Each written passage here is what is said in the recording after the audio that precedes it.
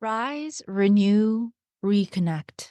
Welcome to From the Ashes, a podcast where every story ignites hope and healing. And the fire in the darkest night, a phoenix burns. It's ready for flight. Shadows may come, try to tear you apart, but you're the flame that ignites. Hey everyone, my name is Valerie Hwang Beck, and welcome to From the Ashes. This is my first podcast episode, and I am just here to tell my story. So I don't have any real outline or agenda here today, but I decided to do this podcast because I really want to highlight stories of people who have recreated themselves and decided to press the reset button on life, as I have done many, many times.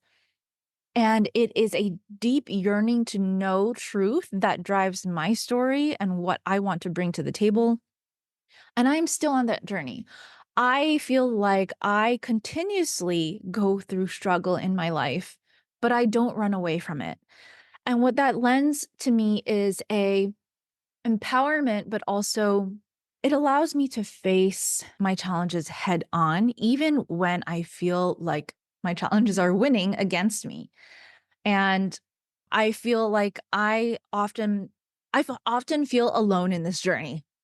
And I am hoping by telling my story, I will reach more people who feel or have gone through similar things.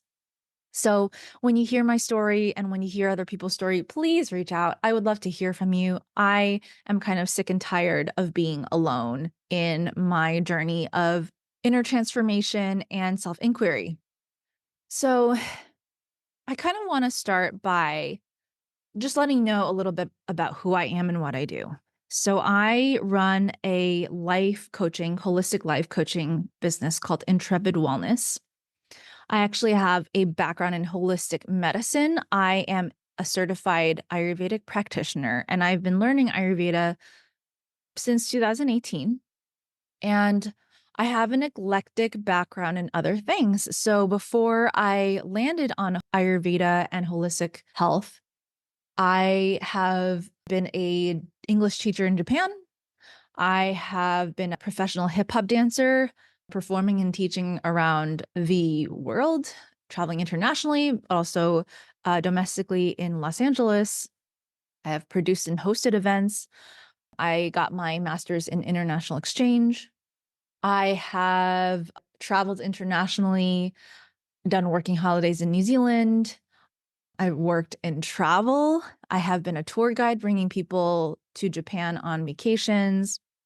So I have done a lot of things with my life so far. And I'd be lying to you if I didn't say that it hasn't all worked out in my favor. And that's why I'm here. And I have had some brilliant experiences. I have had some insightful experiences, but I've also had a lot of painful personal experiences. And part of this journey is empowering other people not to run away from their pain. Because on the other side of pain is a whole lot of possibility. There's a whole lot of joy. And I firmly believe that if you push on, if you are able to acknowledge your emotions and able to acknowledge your suffering, and you're able to acknowledge the discomfort rather than run away from it and numb it, then you can really turn around your life. In my mid 20s, I thought that I had it figured out. But even unconsciously, I knew that there was something driving me from a really dark place.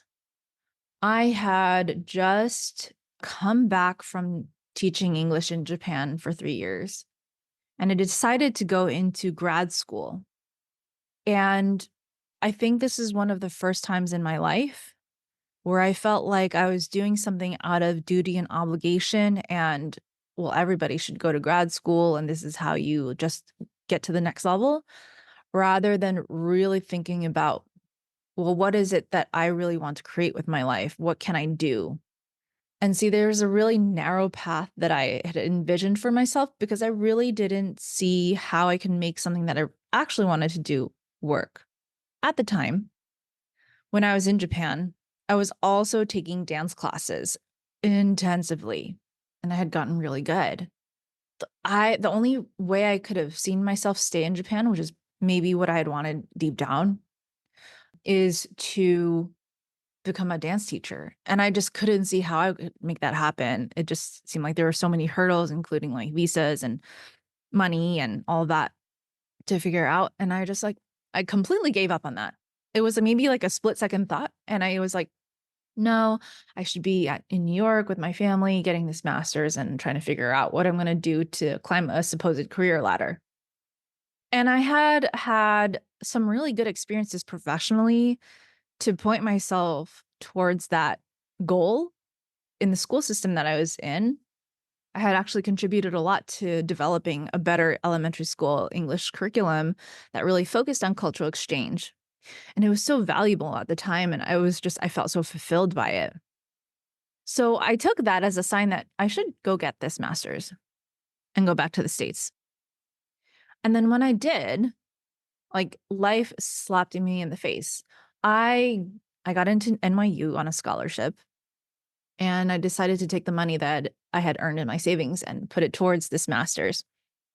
And it turned out to be something completely different from what I thought it would be, in spite of my best efforts. The program was focused on American dominance in the world arena, America's role in supposedly democratizing developing countries, and had less to do with cross cultural exchange and creating harmonious relationships between different cultures and nations, and more about bringing our education system to other countries so that we can essentially take over. And when questioned, the department director said that this might not be the best system, but it's the best system that we have. And I just remember thinking, this is so unacceptable. And yet everyone's going along with it because it benefits them because somehow they're going to get a career in this and help to perpetuate this highly unethical mission. And part of my soul broke going through that program because I felt like it was out of duty. It's like, maybe even if this doesn't help me, at least I'll be educated about it. And that's the thing that has been my pattern is like, well, let me be a martyr for the rest of the world. Let me learn this for the rest of the world so that I can maybe help make it better. And what I didn't realize at the time is that if I if I do sacrifice my own happiness to do something for other people, that creates this cycle of continuous depletion of your soul. You are here in the world to do something that fulfills you and nourishes you. And from that place of nourishment, that's the way that you are able to give back to the rest of the world, the rest of society, whoever you want to contribute to. That's the way that you give love back. And that you can only know by knowing yourself. So that was my deep dive into probably the first rounds of heavy, deep depression that I've been through. And it is from that very deep place of feeling inadequate and unworthy of happiness. And even so, I continued to think, well, I got to make it work. But another part of me also was like, I really love hip hop. I really love dance. I want to see what I can do with this. That wisdom pretty much led me to drop everything after completing my master's, and I flew on a one-way ticket to LA. So it's not that I had not surrendered myself completely, which I'm immensely grateful for. But I think I was still holding on to this, like, I'm going to make this international education thing work. I'm going to be the noble one to help to contribute to this world and get rid of corruption. But I also wanted to do the hip hop dance. So it's like, maybe I can combine those two things. And it ended up working out for a while. I actually did become a hip hop educator. I did become a professional dancer. I did do some work with nonprofits for cultural exchange, helping people with some programs for Japanese cross-cultural exchange. I even ended up bringing an international group of Americans and Chinese people to Japan to do like cultural exchange and dance development program in Tokyo, and got a lot of good feedback, did a lot of good work. After that, I joined a dance company and also went to Ecuador to be a State Department ambassador for hip hop, dance, and culture. And it was really fulfilling. But I was also broke. I was barely scraping by. Like those projects gave me a little bit of money, but I didn't want to charge people so much because I still felt like I wasn't valuable enough to receive money. And I felt guilty. And honestly, like, people would guilt me if I wanted to charge them. At the time, I didn't know, like, I don't have to listen to those people. Like, if I'm going to create an experience for dancers to have this amazing dance exchange in Japan, I should be compensated, right?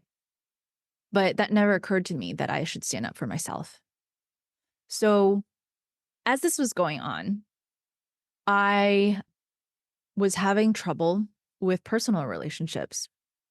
One thing that I noticed is that a lot of my relationships were tied to my skill in dance and my identity as a dancer. And I had lots of like so-called friends in the dance world, but I didn't have any real friends that I connected like with and could have soul to soul conversations. It was all about dance all the time, with a few exceptions. And I was attracting people, energy vampires, narcissists, and people who were willing to take advantage of me, especially in romantic relationships, people who just wanted it for themselves. And I had this construct in my head of, well, if I don't do exactly what that person wants, then they're not going to love me. Such a one-sided relationship. And I would continuously get into these relationships. And it was starting to cause me a lot of pain. And I didn't have any idea of what I wanted for myself. I didn't have any standards for men. So you can imagine the kind of pit that I dug myself into. I attributed all of this, the lack of connection and everything, to my involvement in the dance community. And by blaming my misery on the thing that I love the most, my dance, my modality of self-expression, I isolated and alienated from myself from it, and I fell out of love with it. So that's when I was like, okay, it's time to reset. And I was about to turn 30, and I was like, I can do a working holiday in New Zealand. So I sold all my stuff, packed my bags, and I moved halfway across the world and did a working holiday. And there I had some temporary relief.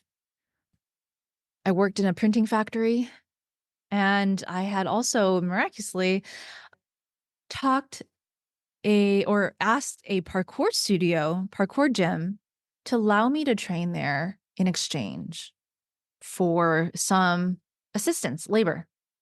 And not only did they allow me to train there for free, they paid me. And I was like, oh my goodness, like someone's willing to give me money. Oh my God. Right. This is the first time that I didn't attach my personal value to what I was doing as a profession. And it was so freeing. And I wish that I had kept that mindset. But several things happened in New Zealand where one, my at the time boyfriend broke up with me, probably because of my toxic habits and ways of relating with people. And then I got tipped on a job back in LA, bringing people from America to Japan on vacation. And I was like, wow. And they were looking for an educational director. So I'm like, oh, this is something I can do. This sounds really cool. And then I would be back in LA. So I got the job and I flew back to LA. And I thought, I think I've got enough of a reset. When I was back in LA, I mean, this was a very startup job. And I quickly realized, well, I'm not going to make a lot of money on this. But it seems fun. I'm going to Japan lots and lots and lots. And I get to reconnect with people in Japan. And I was having a little bit fun. And then I started to notice the same patterns of destruction and low self-esteem come back just in a different way. So I was going I was going to work, practicing some parkour and capoeira at night, and I had a pretty good flow going on. Felt good about myself for a while. And then I started to get into these so-called relationships again, and those started to fall apart really quickly because I was still chasing men. I was still chasing relationships because I didn't feel like I deserved to be loved. So the only way to be loved was to try to please other people. Does that sound familiar?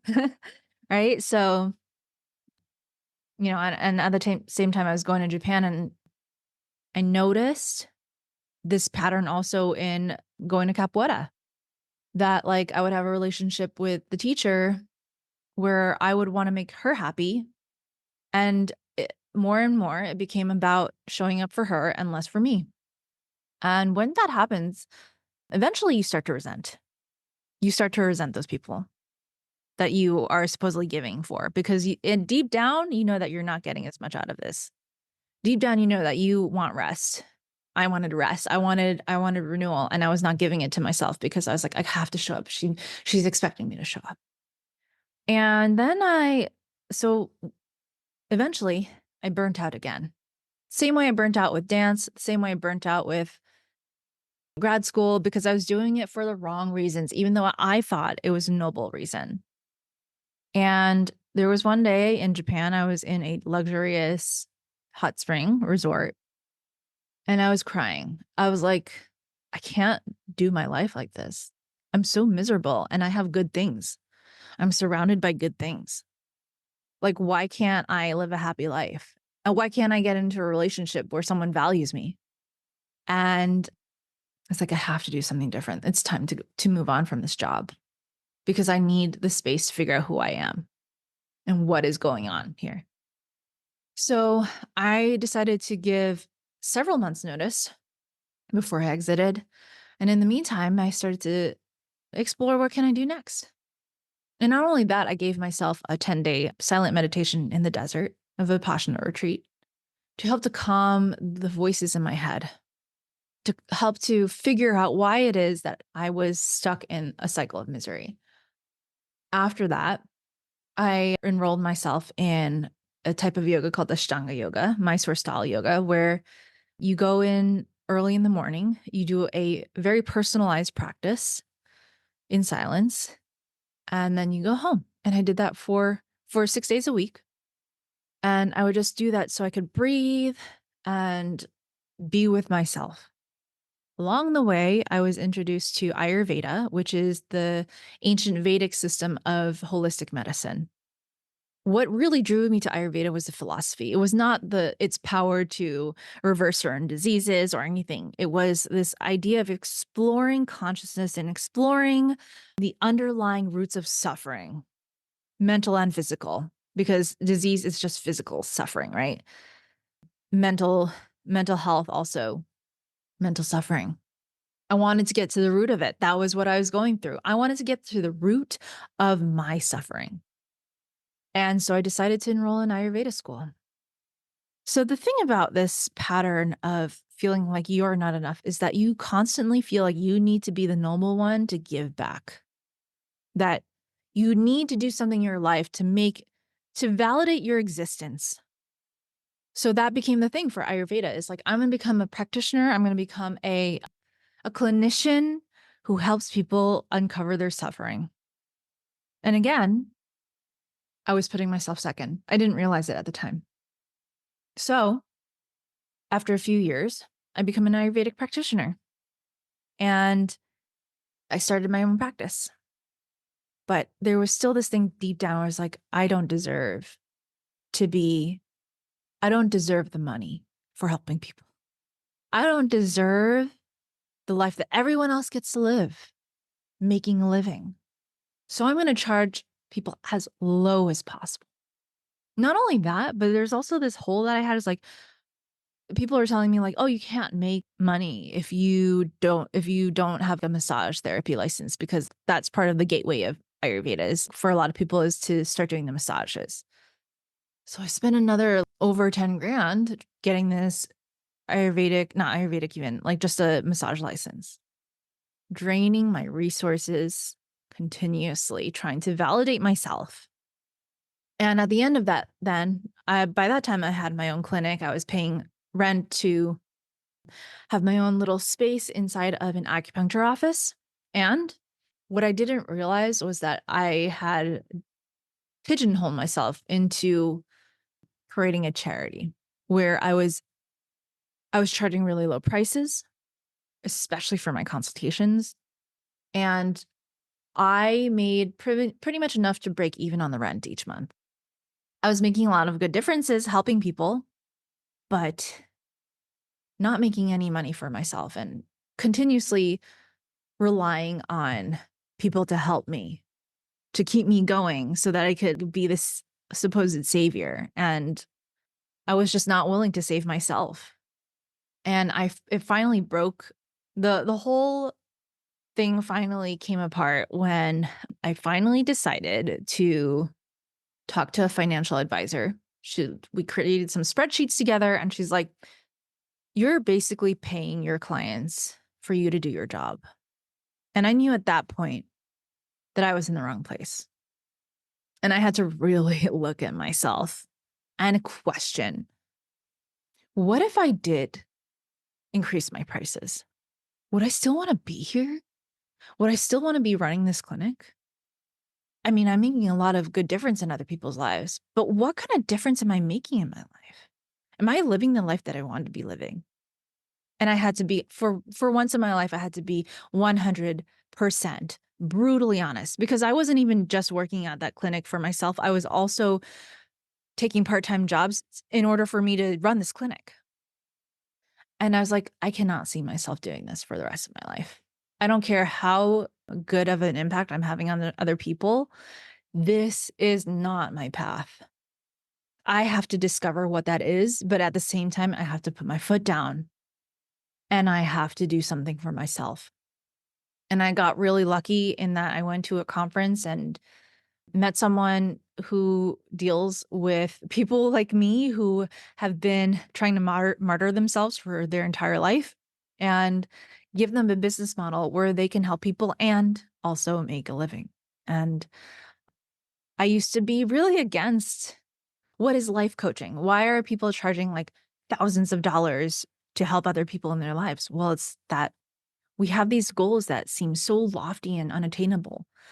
And when we get present to them, we really tap into that desire. And so I want people to reach their highest potential. I want to reach my highest potential. And so I decided to let go of that clinic.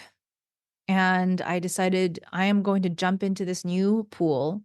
I am going to create something that can really help people uncover their own limiting beliefs about themselves and be the greatest version of themselves that they could possibly be. And of course, at the same time, using the Ayurveda, using the tools that I've learned throughout the years through dance and acrobatics, yoga, etc., to create that structure for people to thrive, not only physically, mentally, but also spiritually. And that is my story of embracing the inner phoenix. I too am rising from the ashes of burnout, of perpetually being a people pleaser, of being someone with horrific low self esteem. And I am here to make myself better. I am here to be on that journey and to be the absolute best and most fulfilled person for myself. So that's it in a nutshell. I I really am looking forward to bringing stories of recreation, of ego death, of self-empowerment. I am going to be bringing some of my friends who have gone through similar journeys and yet really different so that you can hear that we as human beings, we are here to do something really special with our lives and that it is never too late to turn it around. So Thank you so much for tuning in for the first episode of From the Ashes. I hope that you enjoyed this episode, and I so look forward to the next time you tune in. If you would like to get in touch with me, if you're interested in contributing to the podcast, my contact email is valerie@intrepidwellness.life. You can also check out my website, www.intrepidwellness.life, and learn a little bit more about what I have to offer. Thank you so much from the bottom of my heart. I will see you next time.